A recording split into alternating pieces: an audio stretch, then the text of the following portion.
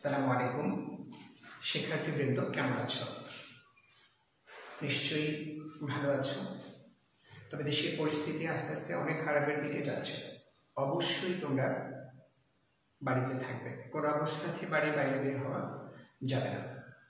গতকালকে একটি পরীক্ষামূলক ক্লাস নিয়েছিলাম। ওই ক্লাসটির অনেক সুচিন্তিত মতামত তোমরা দিয়েছ।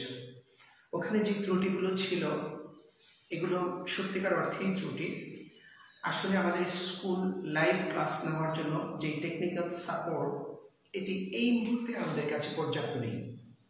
তাই যতটুকু আছে তার মধ্য থেকে আমাদের ক্লাস নিতে হবে, চেষ্টা করব এর মধ্য দিয়ে সর্বোচ্চ পারফরমেন্সটুকু দেওয়ার।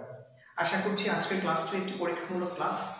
এটির পরে শনিবার থেকে ইনশাআল্লাহ ধারাবাহিকভাবে অষ্টম, পঞ্চম, দশম শ্রেণীর ক্লাস আমরা শুরু করব।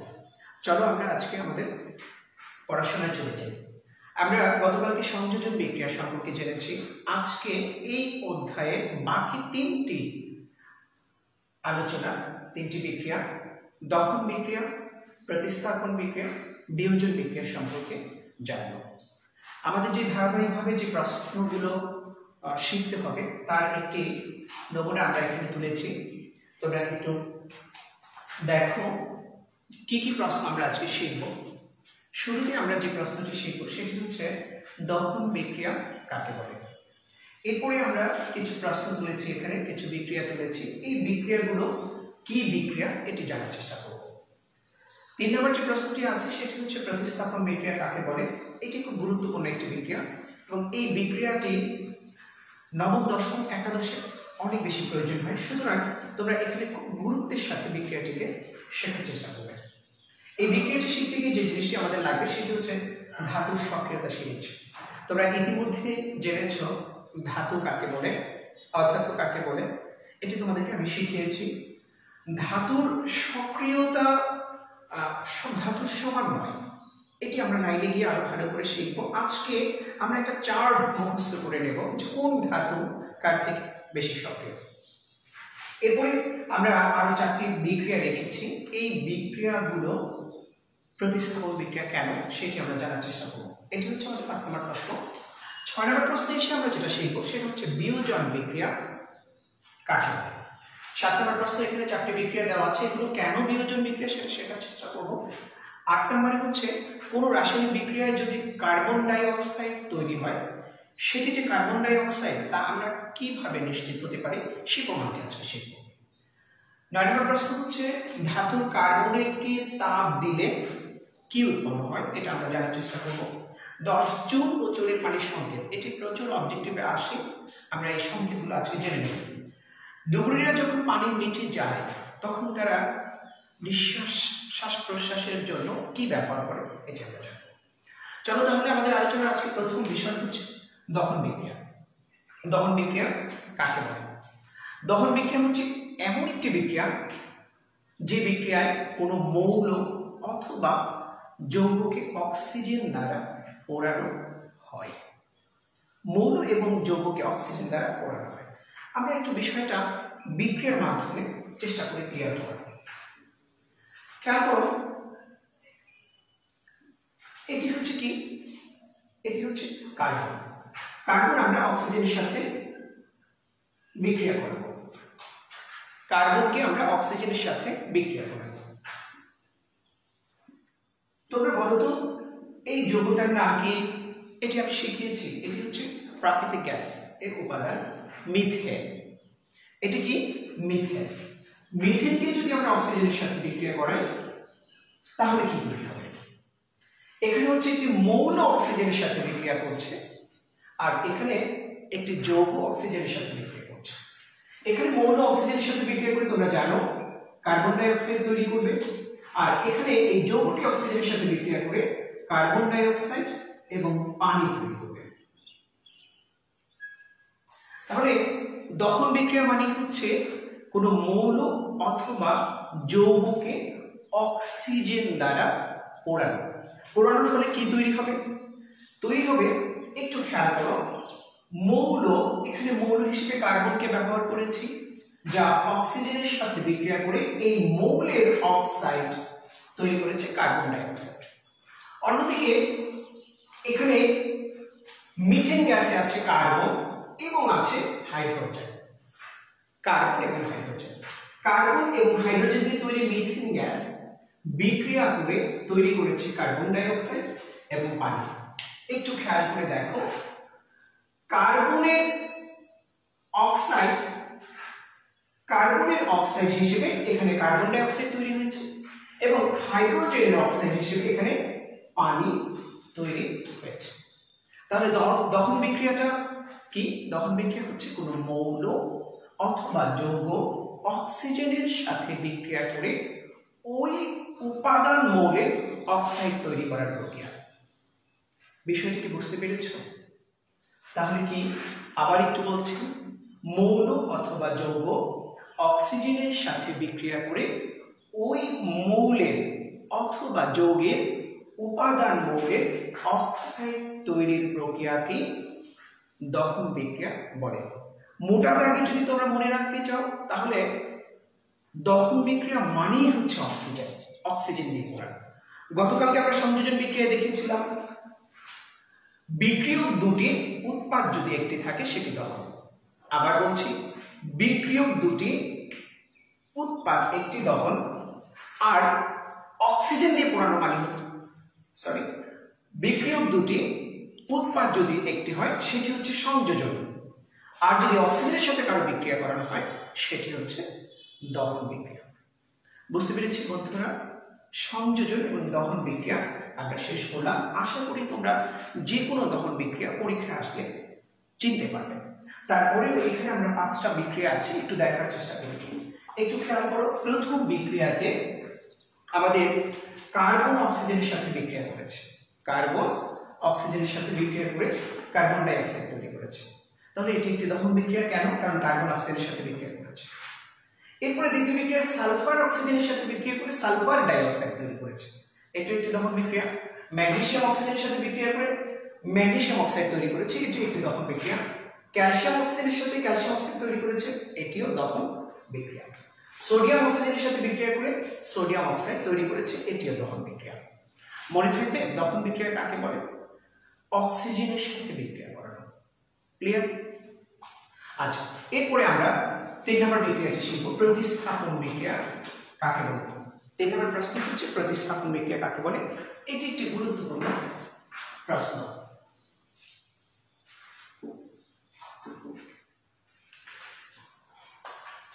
প্রতিস্থাপন বিক্রিয়া হচ্ছে এমন একটি রাসায়নিক বিক্রিয়া যে রাসায়নিক বিক্রিয়াতে একটি অধিক সক্রিয় মৌল অথবা যৌগমূল অন্য একটি যৌগের দুর্বল মৌলকে সরিয়ে নিজে সেই জায়গাটি দখল করে। আমরা একটি উদাহরণের মাধ্যমে বিষয়টি দেখার চেষ্টা করি।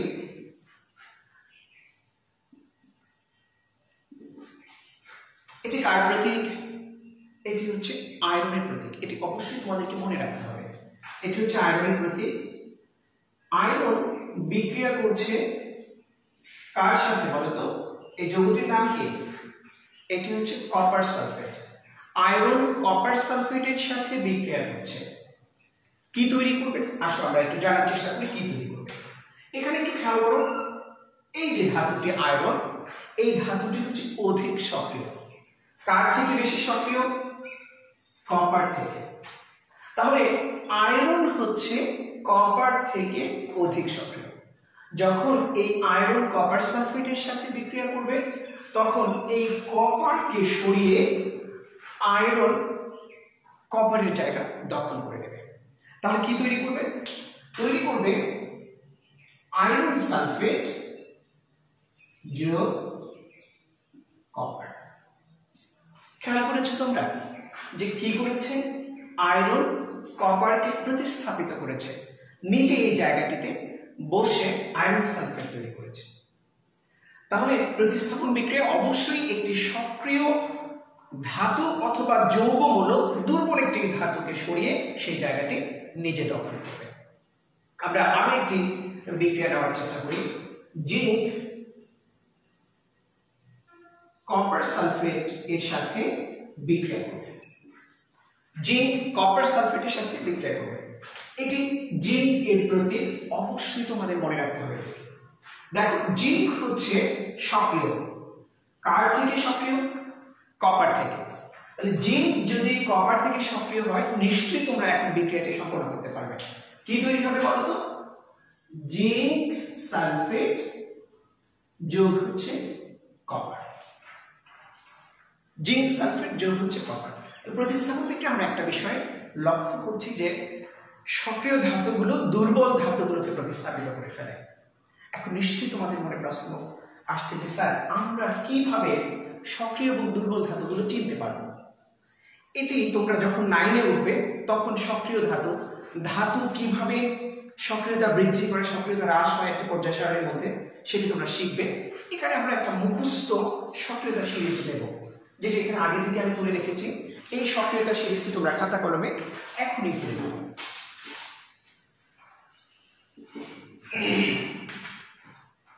দেখো সক্রিয়তা সিরিজের সবচেয়ে সক্রিয় মৌলটির নাম হচ্ছে পটাশিয়াম। সবচেয়ে সক্রিয় মৌলটির নাম কি? পটাশিয়াম। তারপরে মৌলটি হচ্ছে সোডিয়াম, তারপরে মৌলটি হচ্ছে ক্যালসিয়াম, তারপরে মৌলটি হচ্ছে ম্যাগনেসিয়াম, তারপরে মৌলটি হচ্ছে অ্যালুমিনিয়াম, তারপরে হচ্ছে জিঙ্ক, তারপর হচ্ছে আয়রন, তারপর হচ্ছে lead, কপার, তারপর হচ্ছে সিলভার, কপার, তারপর হচ্ছে মার্কারি, তারপর হচ্ছে সিলভার, সিলভারের পরে হচ্ছে প্লাটিনাম, তারপর হচ্ছে গোল্ড। এই কোটি মৌলটি তোমাদের মুখস্থ করতে হবে জানার জন্য, এটি মুখস্থ করে নিতেই হবে। এখন তো এটি মুখস্থ করে মনে থাকাটা একটু কষ্ট, যেহেতু এইটি শেখার যে ধারাবাহিকতা সেটি তোমাদের জানা নেই, তাই মুখস্থ করার জন্য আমি একটা শর্টকাট নিমোনিক্স তোমাদেরকে বলে দিচ্ছি, তোমরা এটা একটু মনে রাখার চেষ্টা করবে। দেখো কেতে তোমরা কেতে লিখবে কাঁঠাল, কাঁঠাল এনে নিয়ে, কাঁঠাল দিয়ে কামাল মিয়া, কাঁঠাল নিয়ে কামাল মিয়া। কাঁঠালে হচ্ছে কে, নিয়েতে হচ্ছে NA, কামাল হচ্ছে CA, মিয়াতে MG।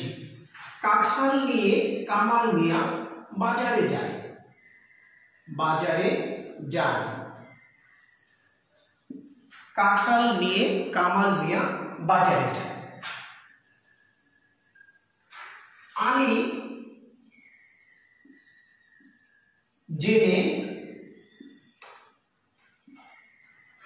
আলী জেনে ফিরে বাড়ি, ফিরে বাড়ি। আলী জেনে ফিরে বাড়ি কুণ্ডের হাটে, কুণ্ডের হাটে আলু, আলু পটল,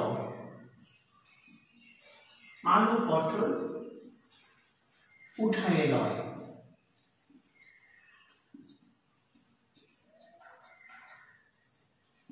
উঠায়, তাহলে নিমোনিক্সটা কি দাঁড়াবে একটু দেখো। কাঁঠাল নিয়ে কামাল মিয়া বাজারে যায়। বাজারে যায় নিমোনিক্সে কোনো অর্থ বহন করে না, নিমোনিক্সের সুবিধাতে এটা আমরা নিয়েছি। কাঁঠাল নিয়ে কামাল মিয়া, কাঁঠাল হচ্ছে কে, নিয়েতে সোডিয়াম Na, কামাল হচ্ছে ক্যালসিয়াম Ca, মিয়া হচ্ছে Mg ম্যাগনেসিয়াম, আলী হচ্ছে অ্যালুমিনিয়াম, জেনে হচ্ছে জিঙ্ক, ফিরে হচ্ছে আয়রন Fe, বাড়ি হচ্ছে Pb lead, কুণ্ডে কপার, হাটে Ag মার্কারি, আলু Ag, পটল প্লাটিনাম, উঠায়, উঠায় Au গোল্ড। এইভাবে তোমাদেরকে একটু এটা নিয়মিত মনে রাখতে হবে। তাহলে কি বললাম, কাঁঠাল নিয়ে কামাল মিয়া বাজারে যায়, কাঁঠাল নিয়ে কামাল মিয়া বাজারে যায়, আলী জেনে ফিরে বাড়ি, কুন্ডের হাটে আলু পটল উঠে নেয়। এই নিউমেরিক্সটা মনে রাখলে তোমাদের এটি খুব সহজেই মাথায় থাকবে। তো এই সক্রিয়তা সিরিজ থেকে আমরা প্রতিস্থাপন বিক্রিয়াটি একটু অনুধাবন করার চেষ্টা করবো। একটু খেয়াল করো, যদি এই ধাতুটি থেকে এই ধাতুটি কম সক্রিয় হয়, জিঙ্ক থেকে কপার যদি কম সক্রিয় হয়, তাহলে বিক্রিয়াটি কিভাবে সম্পন্ন হয় একটু খেয়াল করো। যদি আমরা বিক্রিয়াটি জিঙ্ক যোগ হচ্ছে কপার সালফেট, তাহলে আমরা দেখতে পাচ্ছি জিঙ্ক হচ্ছে বেশি সক্রিয়। উপরে যে মৌলগুলো আছে সেগুলো ক্রমান্বয়ে সক্রিয়তা নিচের দিকে আস্তে আস্তে হ্রাস পাচ্ছে, অর্থাৎ এটি হচ্ছে বেশি সক্রিয়, এটি হচ্ছে কম সক্রিয়। তো জিঙ্ক হচ্ছে বেশি সক্রিয়, কপার হচ্ছে কম সক্রিয়। এখন এখানে যদি আমরা বিক্রিয়া সম্পন্ন করি, তাহলে এই জিঙ্কটি কি করবে, সরিয়ে দিয়ে জিঙ্ক তার জায়গা দখল করবে। একইভাবে দেখো ক্যালসিয়াম, পরের বিক্রিয়াটা একটু খেয়াল করো, আমাদের এখানে আছে ক্যালসিয়াম। ক্যালসিয়াম হচ্ছে কপার থেকে অধিক সক্রিয়, ক্যালসিয়াম কপার থেকে অধিক সক্রিয়। এই কারণে ক্যালসিয়াম কপারের সাথে বিক্রিয়া করে কপারকে ক্যালসিয়াম সরিয়ে দিয়েছে। তোমরা একটু 4 নম্বর বিক্রিয়াটা এখানে খেয়াল করবে, একটু মজার বিষয় দেখো, কপার যোগ জিঙ্ক, অর্থাৎ এখানে কপার বিক্রিয়া করছে জিঙ্ক সালফেটের সাথে। তাহলে এখানে এমন একটি মৌলের সালফেট এটি জিঙ্ক, যা হচ্ছে কপার থেকে বেশি সক্রিয়। জিঙ্ক হচ্ছে কপার থেকে বেশি সক্রিয়, এই কারণে এই বিক্রিয়াটি সংঘটিত হবে না, কেননা কপার জিঙ্ককে সরানোর মতো শক্তি রাখে না, এই কারণে এখানে বিক্রিয়া সংঘটিত হবে না। তাহলে আমরা এই প্রতিস্থাপন বিক্রিয়া থেকে জানতে পারলাম যে অধিক সক্রিয় ধাতুগুলো যখন একটি যৌগের মধ্যে দুর্বল সক্রিয় ধাতু পায়, তখন কি করে অধিক সক্রিয় ধাতুটি দুর্বল ধাতুকে সরিয়ে ফেলে এবং নিজে সেই জায়গাটি দখল করে ফেলে। এটি হচ্ছে প্রতিস্থাপন বিক্রিয়া। প্রতিস্থাপন বিক্রিয়ার আরো কিছু ব্যাপার আছে যেগুলো তোমরা 9-এ গেলে বা আরো বড় পর্যায়ে শিখবে। এই সমস্ত বিক্রিয়াগুলি হচ্ছে জারণ বিজারণ বিক্রিয়া। জারণ বিজারণ বিক্রিয়া নিয়ে 9-এ অনেক আলোচনা হবে ইনশাআল্লাহ, সেখানে আরো ভালো করে এগুলো শিখিয়ে দেব। তো আমরা আশা করছি তোমরা সংযোজন বিক্রিয়া শিখেছো গতকালকে, আজকে দহন বিক্রিয়া শিখেছো, সাথে প্রতিস্থাপন বিক্রিয়াটাও শেখানোর চেষ্টা করেছি। মোটা দাগে মনে রাখার চেষ্টা করবে, সংযোজন বিক্রিয়ায় বিক্রিয়ক দুটি, উৎপাদ একটি। দহন বিক্রিয়া মানে হচ্ছে অক্সিজেন, প্রতিস্থাপন বিক্রিয়া মানে হচ্ছে একটি সক্রিয় ধাতু থাকবে এবং একটি যৌগের মধ্যে দুর্বল ধাতু থাকবে, সক্রিয় ধাতুটি দুর্বল ধাতুকে সরিয়ে ফেলবে। বিক্রিয়া দেখেই বোঝা যাবে যে একটি ধাতুর অংশ থাকবে, একটি ধাতু থাকবে এবং একটা যৌগ থাকবে, সেখানে এটাকে প্রতিস্থাপিত করে ফেলবে। বিক্রিয়ার প্রশ্নের মধ্যে আমরা দেখেই বুঝতে পারবো যে এটি একটি প্রতিস্থাপন বিক্রিয়া। তো চলো আমরা এরপরে বিয়োজন বিক্রিয়া নিয়ে একটু কথা বলবো।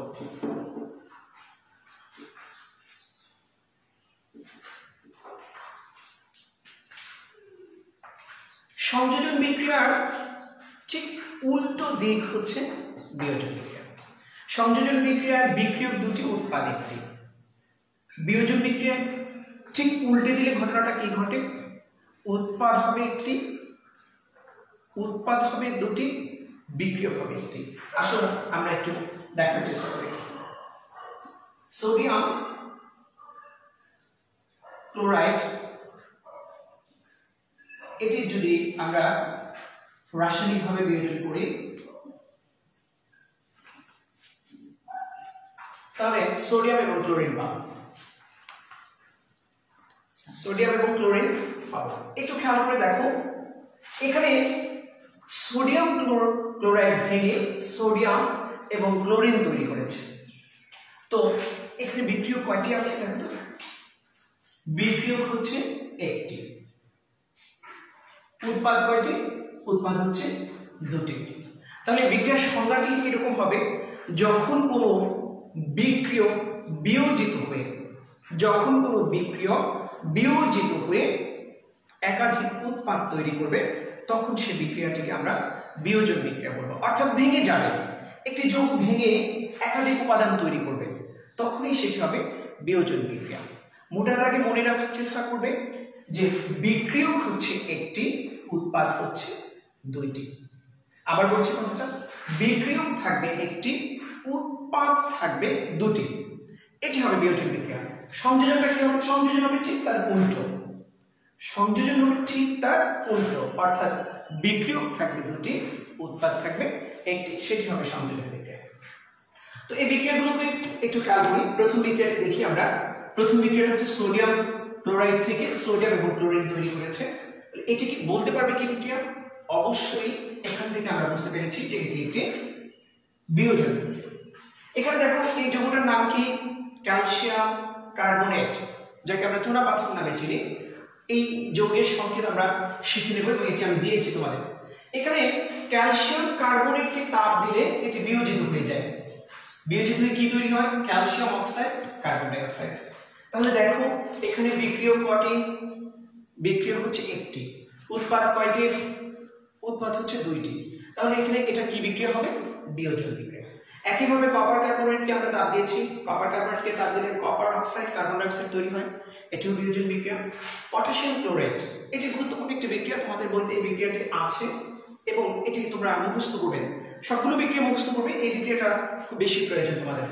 পটাশিয়াম ক্লোরাইডকে তাপ দিলে পটাশিয়াম ক্লোরাইড এবং অক্সিজেন উৎপন্ন হয়। এটি কেন গুরুত্বপূর্ণ? কারণ এই পটাশিয়াম ক্লোরাইডকে সিলিন্ডারে করে ডুবুরিরা পানির নিচে নিয়ে যায় এবং এর বিয়োজনের ফলে যে অক্সিজেন গ্যাসটা তৈরি হয় পানির নিচে, ওই অক্সিজেন গ্যাস ব্যবহার করে ডুবুরিরা শ্বাস প্রশ্বাসের কার্যক্রম চালায়। তাহলে এখানে সবগুলো বিক্রিয়া কি বিক্রিয়া? বিয়োজন বিক্রিয়া। কেন? কারণ এগুলো সব বিয়োজিত হয়েছে। বিক্রিয়া হচ্ছে একটি, উৎপাদ হচ্ছে দুটি। 8 নম্বর দেখো, কোন বিক্রিয়া কার্বন ডাই অক্সাইড উৎপন্ন হলে কিভাবে তুমি তা নিশ্চিত হবে। এখানে একটু খেয়াল করে দেখো, 2 এবং 3 নম্বর বিক্রিয়া কার্বন ডাই অক্সাইড তৈরি হয়েছে।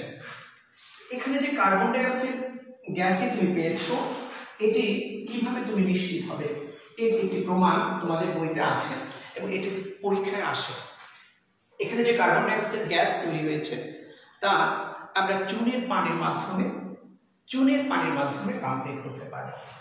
হ্যাঁ, কিভাবে? একটু দেখো, এটা কার্বন ডাই অক্সাইড গ্যাস, এটি কি? Carbon die oxide gas. আমরা দুটি পাত্র এখানে নেই, দুটি পাত্র নিচ্ছি।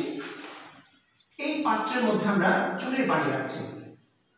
চুনের পানির সংকেত তোমরা জানো, এটা হচ্ছে ক্যালসিয়াম হাইড্রোক্সাইড।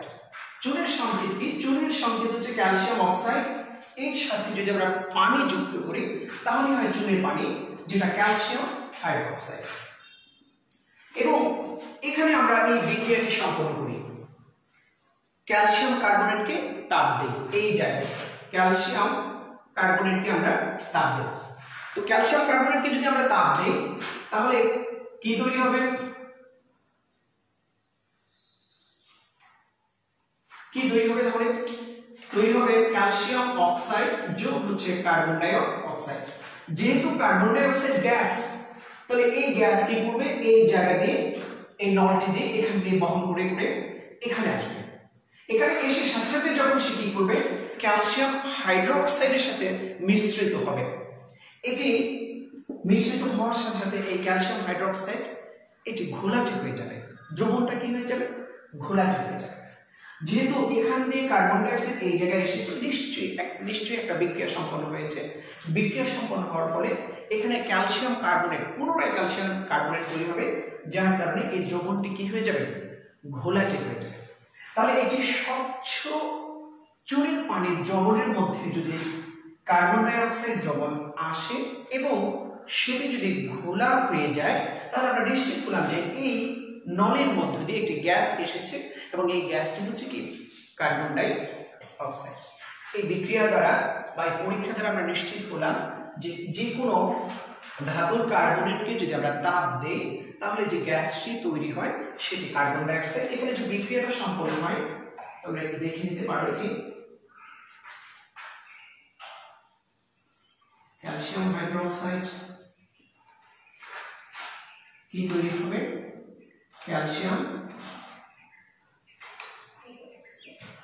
ক্যালসিয়াম কার্বনেট যোগ হচ্ছে পানি,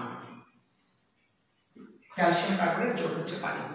তাহলে আমরা নিশ্চিত হলাম যে একটি বিক্রিয়ায় কার্বন ডাই অক্সাইড তৈরি হলে সেটি কিভাবে কার্বন ডাই অক্সাইড হয় তা আমরা চুনের পানির মধ্যে দেব এবং সেটি ঘোলা হয়ে যাবে। তো এরপরে দেখো 9 নম্বর প্রশ্ন হচ্ছে ধাতুর কার্বনেটকে তাপ দিলে কি তৈরি হয়? যে কোনো ধাতুর কার্বনেটকে এটি হচ্ছে কার্বনেট অংশ, মনে রাখবে CO3, এটিও আমরা পড়িয়েছি। কার্বনেট অংশের সাথে যদি ধাতু যুক্ত হয় তাহলে ধাতুর কার্বনেট তৈরি করে এবং একে তাপ দিলে বিয়োজিত হয়ে যায়, বিয়োজিত হয়ে দুইটি যৌগ তৈরি করে। মনে রাখতে হবে কয়টি যৌগ? দুইটি। একটি যৌগ কমন, সেটি হচ্ছে সবসময় কি কার্বন ডাই অক্সাইডই পাবে এবং পাশাপাশি আরেকটি অক্সাইড পাবে। কিভাবে? অক্সাইড। এটি যেই ধাতুর কার্বনেট হবে সেই ধাতুর অক্সাইড হবে। যেমন দেখো এখানে ক্যালসিয়ামের কার্বনেট, এজন্য ক্যালসিয়াম অক্সাইড পেয়েছি। এখানে কপারের কার্বনেট, এজন্য কপার অক্সাইড পেয়েছি। এই দুটির সাথে কার্বন ডাই অক্সাইড হচ্ছে একটি কমন প্রোডাক্ট।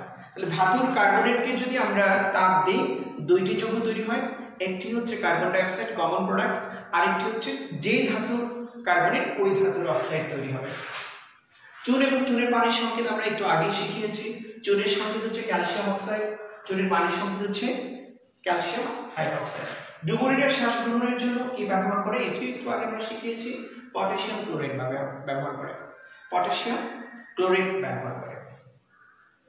তো শিক্ষার্থী বন্ধুরা, আজকে এতটুকুই চেষ্টা করেছি তোমাদেরকে শেখানোর জন্য। আমি আসলে নিজে অভ্যস্ত নই এভাবে ক্লাস নেওয়ার, চেষ্টা করছি। আশা করি আস্তে আস্তে আমার যতটুকু ভুল আছে এগুলো সংশোধন হয়ে যাবে। আর তোমাদের এই ক্লাস করতে গিয়ে যেই জায়গাগুলোতে মনে হচ্ছে যে এই জায়গাগুলো ডেভেলপ করা দরকার, এই জায়গাগুলো সংশোধন করা দরকার, অবশ্যই সেখানে আমাকে প্রশ্ন করবে। অভিভাবক বৃন্দের কাছে আশা করছি আমাকে সুচিন্তিত মতামত দেওয়ার জন্য। যেহেতু শিক্ষার্থীরা দীর্ঘ একটি সময় ঘরে বসে থাকবে, তাদের অবশ্যই এগুলো কাজে লাগবে। এই প্রয়াসেই আমরা কাজ করছি। আরো বেশি বেশি ক্লাস অন্যান্য স্যারদের ক্লাস দিয়ে ইনশাআল্লাহ আমরা হাজির হব। ধন্যবাদ সকলকে।